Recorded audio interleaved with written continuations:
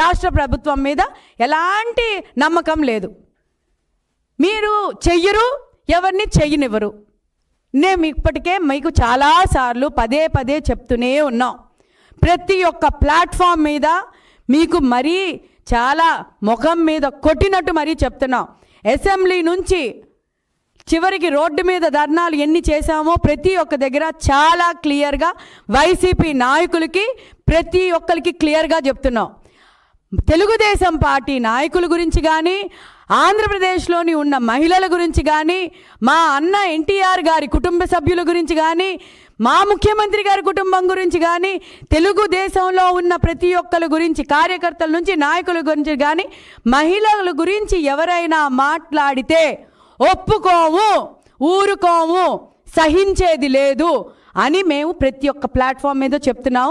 అయినా కూడా ఇది మీకు బుర్రకెక్కకపోతే దీనికి శిక్ష మీరు కఠినంగా అనుభవిస్తారు. ప్రజలు ఆల్రెడీ మీకు 12 సీట్లకు దింపారు. ఆ 11 సీట్లకు దింపారు.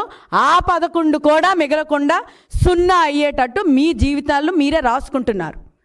ఆదర్శవంతంగా ఈరోజు ఒక ప్రెస్టీజియస్ అవార్డు తీసుకుంటున్న నారా భువనేశ్వరి గారి మీద మీరు ఇలాంటి అనుచిత వ్యాఖ్యలు చేయడం కరెక్ట్ కాదు.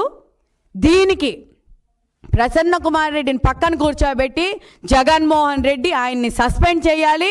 దీనికి జగన్మోహన్ రెడ్డి ఆంధ్ర ప్రజలకు, ఆంధ్రలోని మహిళలకు, నారా భువనేశ్వరి అమ్మగారికి అందరికీ క్షమాపణ చెప్పాలి.